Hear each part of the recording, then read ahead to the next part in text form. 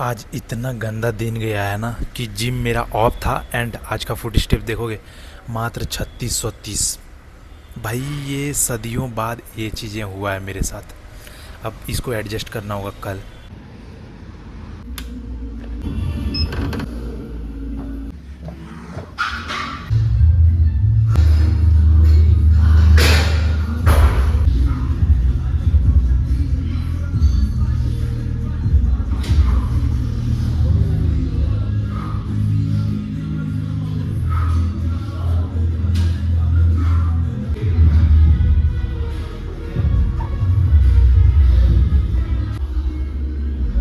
ये वीडियो का शुरुआत ही कुछ इस तरह हुआ है और इस वीडियो का टॉपिक ही है 10,000 फुट स्टेप्स करने से क्या हमारे बॉडी में चेंजेस आते हैं। अब जिसको जिसको नहीं पता, मैंने अपना फैट लॉस कार्डियो नहीं किया था एक्स्ट्रा, बस फुट स्टेप्स के थ्रू ही फैट लॉस किया था कंपटीशन के लिए। हाँ आई नो ट्रेडमिल पे चलता था लेकिन उसको फुट स्टेप्स के जैसा ही लेता था। कार्डियो कह ही सकते हैं by the way. The topic is foot steps. अब जैसे मैं को गया था अपना फुट स्टेप्स ही ज़्यादातर कैलकुलेट किया, जो कि 35 मिनट ट्रेडमिल किया एंड अभी नाउ फुट स्टेप्स हो गए हैं 7600।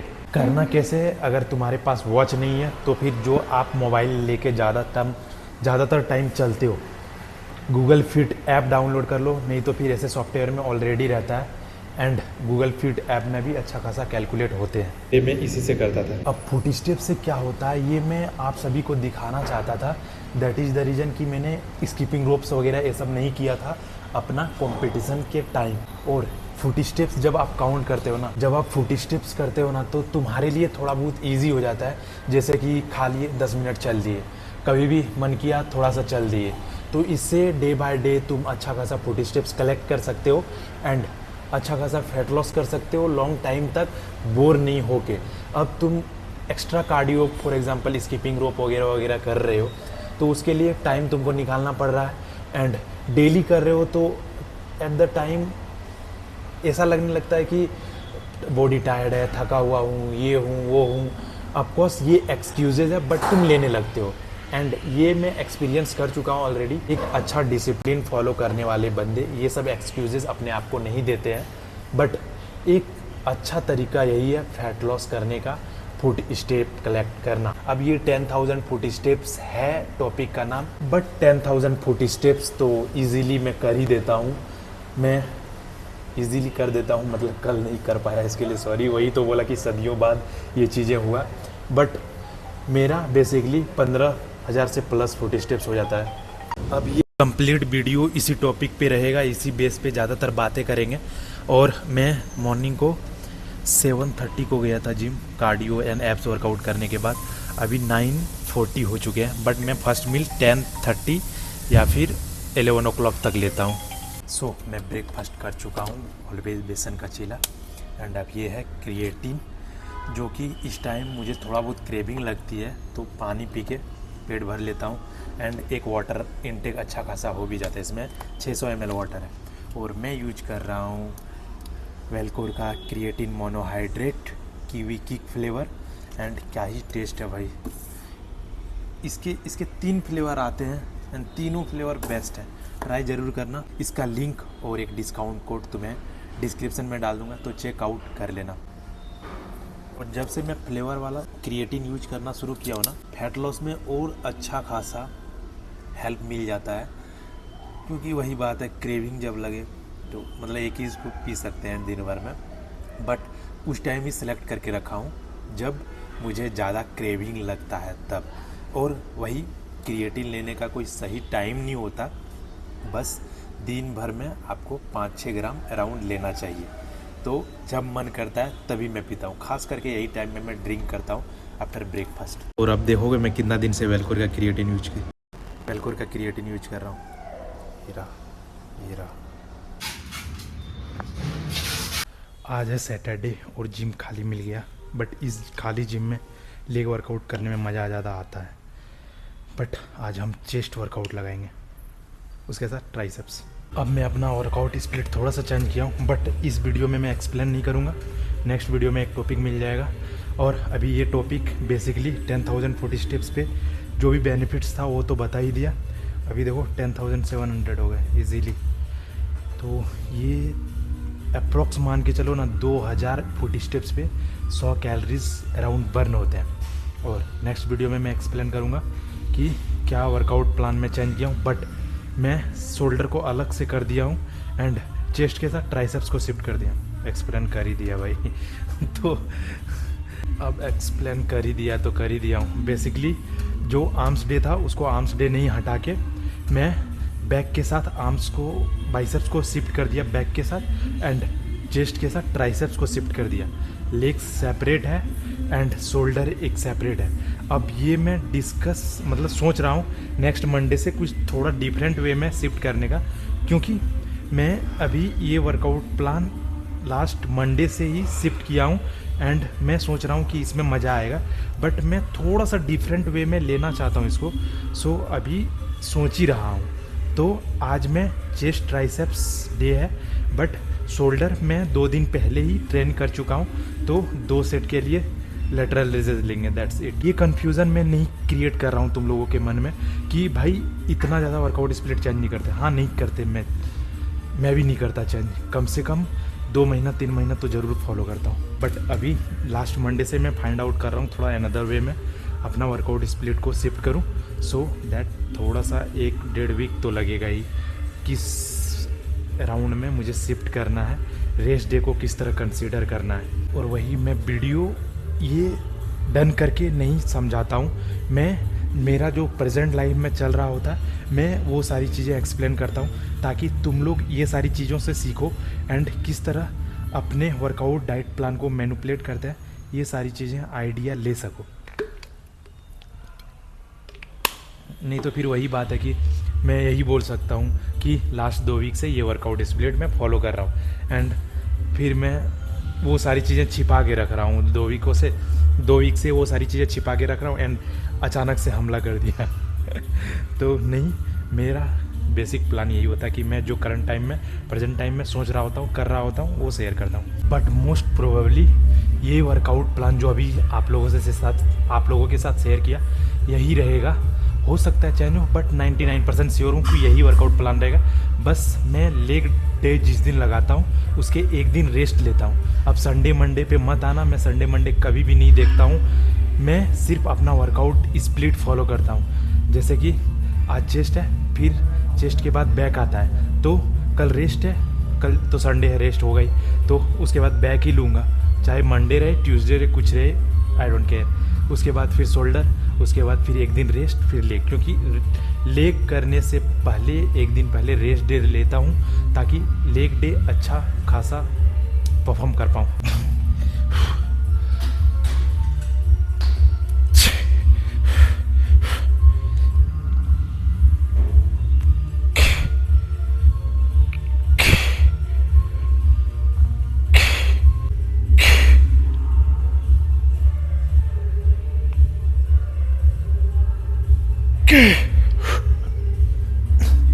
अब इसके कारण क्या हो रहा है कि मैं बड़ा मसल्स पार्ट को ज़्यादा सेट्स लेके अच्छे से वर्कआउट भी ट्रेनिंग कर पा रहा हूँ एंड दूसरी बात रिकवरी भी अच्छा खासा टाइम मिल जा रहा है। जैसे कि आज चेस्ट किया मैं, अब देखा जाए तो back shoulder legs and rest 4 से 5 दिन का रेस्ट होगा।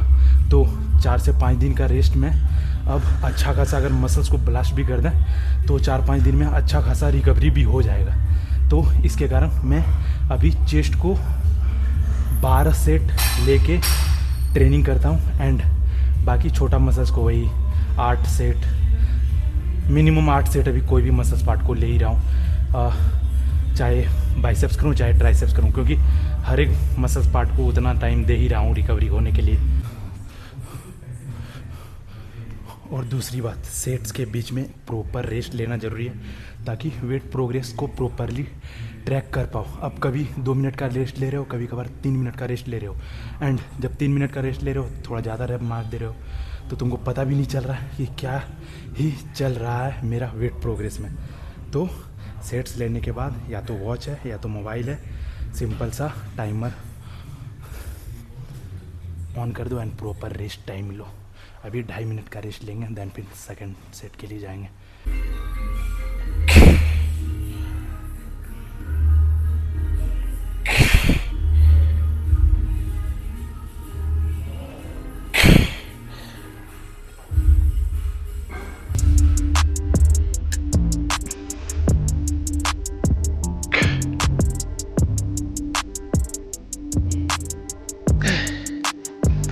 प्रॉपर वर्कआउट में बेसिक यही डाला हुआ हूँ।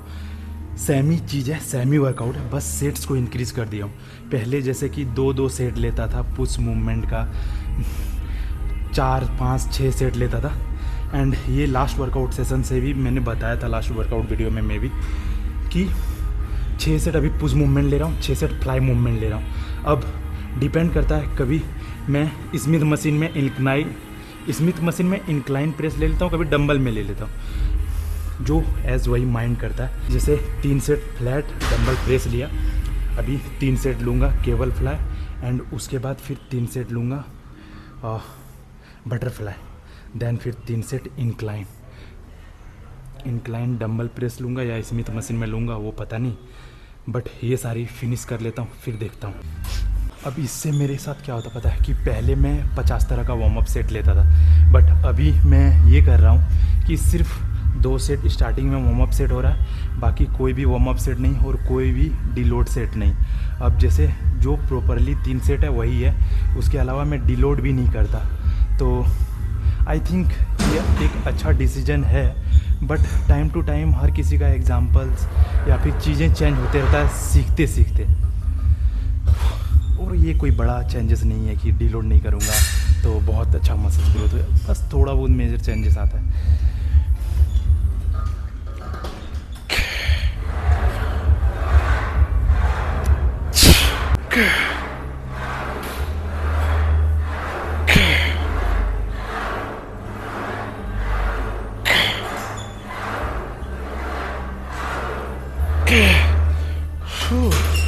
अब ये होता है ना कि मैं अगर बटरफ्लाई स्टार्टिंग टाइम में करता हूँ तो इतना बेटर परफॉर्म कर लेता हूँ ना, उसके बाद अगर मैं इसके पहले कोई भी वर्कआउट वगैरह परफॉर्म कर दिया तो जॉइंट का क्या हो जाता पता ही नहीं चलता, खास करके लेफ्ट हैंड का जॉइंट। कितनों ज़्यादा सेफ्टली करूँ मैं, अगर इसको स्टार्टिंग टाइम में परफॉर्म करता हूँ तो सबसे बेस्ट होता है, प्रॉपर पंप जनरेट कर देता है चेस्ट मसल्स को।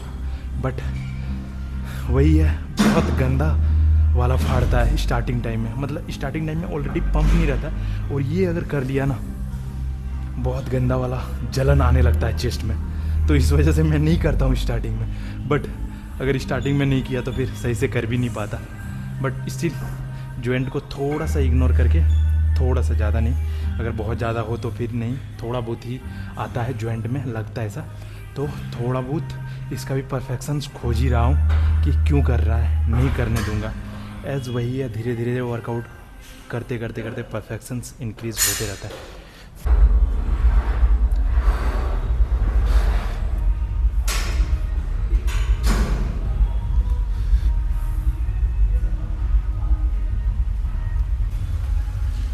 सात 8 रैप के बाद सपोर्ट करना। ये स्मिथ मशीन सेट करने में ही आधा घंटा लगेगा।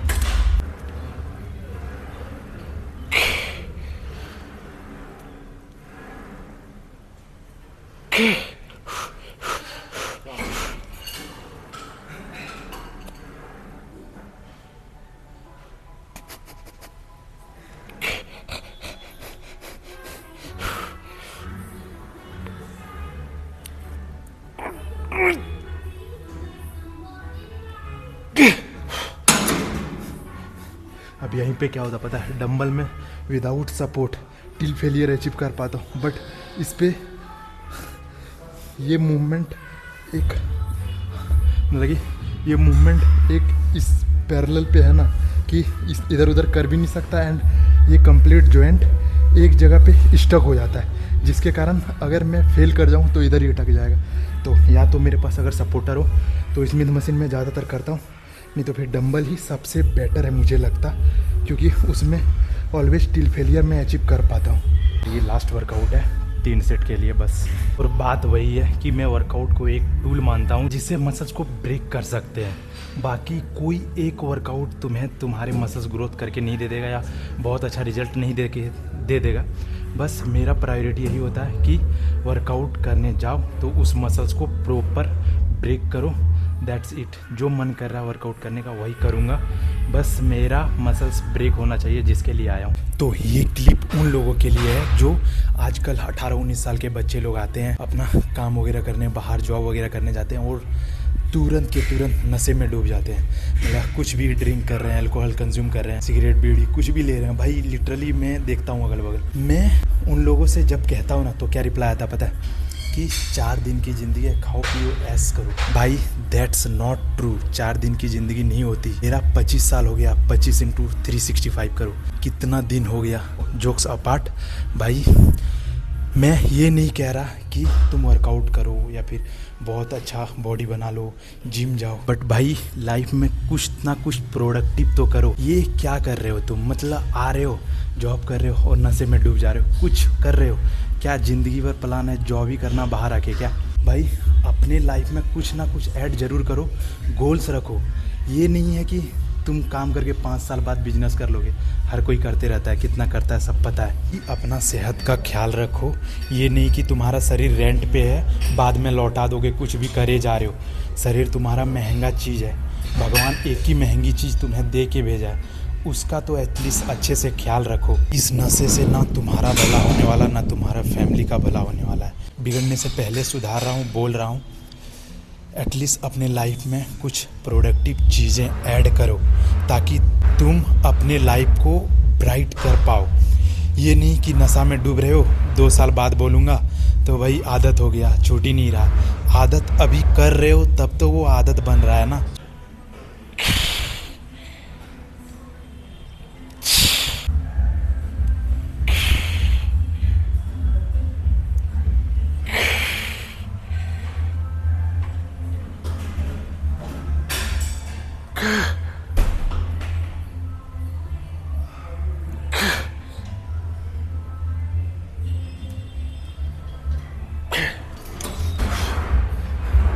भाई एक चीज़ होता है ना कि जब तुम मॉर्निंग को एक अच्छा खासा कार्डियो कर लेते हो या फिर 40 स्टेप्स इंक्रीज कर लेते हो तो कंप्लीट डे तुम रिलैक्स फील कर पाते हो। जैसे कि आज 35 मिनट का वॉक किया था एंड आते जाते जिधर भी 12,000 40 स्टेप्स हो गया। आज इजीली मेरा 15,000 16,000 40 स्टेप्स हो जाएंगे। तो बाद में इसके लिए टेंशन नहीं लेना होगा कि अरे इतना कम 40 स्टेप्स हुआ। ये मैं जानता हूँ बट अपने लाइफ में भी अप्लाई नहीं कर पाता हर रोज़। बट मैं ट्राई कर रहा हूँ कि अपने ले दे के वही चीज़ें हैं, एक्सक्यूज़ेज़ वगैरह तो बहुत सारे हैं लाइफ में, बट वही तो नहीं करना। अब जैसे मैं बोलूँगा जॉब वगैरह वगैरह वगैरह, हाँ जॉब के कारण कभी कभार नहीं हो पाता बट मैक्सिमम टाइम तो कर ही लेता हूँ अपना 40 स्टेप्स कंप्लीट। और ले दे के वही बात हो गई, जितना एक्सक्यूज़ेज़ करोगे लाइफ में उतना ज़्यादा एक्सक्यूज़ेज़ मिलते जाते हैं। मैं वो सारे एक्सक्यूज़ेज़ को ब्रेक करूँगा जो आज से मैं गाँव अपना घर जाने के बाद मैं एक्सक्यूज़ेस करता था कि नहीं हो पा रहा। वो सारे एक्सक्यूज़ेस को साइड में रख के एक अच्छा खासा डिसिप्लिन लाइफ इस बार जी के आऊँगा जब गाँव जाऊँगा तो।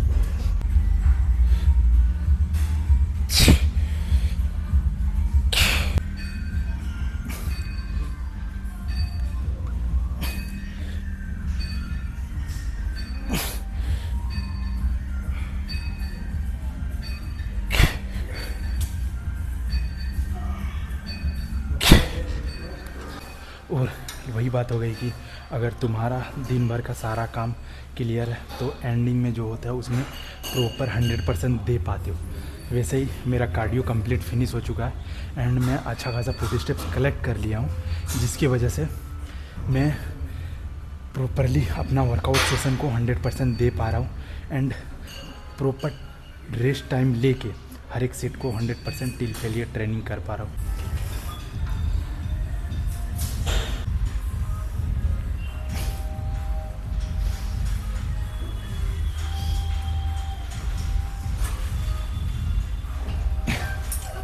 मैंने सोचा था कि शोल्डर का लैटरल रेजेस कर लूँगा बट नहीं, क्योंकि कल परसों फिर ट्यूसडे को शोल्डर डे एंड शोल्डर को अच्छे से ब्रेक करता हूँ तो नीड नहीं है।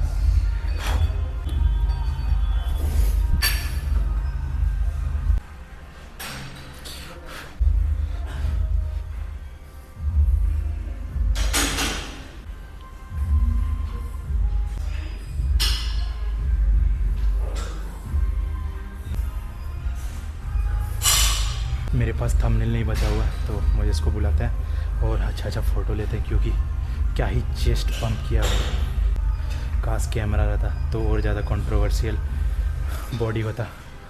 सो गाइस बैक टू द दही और इसमें है mango flavour whey protein. Finally मज़ा आएगा। बेस्ट सेमी रेसिपी है, लास्ट वीडियो में डाल दिया था या फिर 1-2 वीडियो पहले। बस दही रिप्लेस किया हूँ और वे प्रोटीन का फ्लेवर मैंगो फ्लेवर। इसमें है फ्रूट में से पाइनएप्पल। मन किया आज पाइनएप्पल खाने का, बहुत दिन से पाइनएप्पल नहीं खाया था। मैंगो भी अच्छा लगता है इसमें, बट पाइनएप्पल मंगा लिया।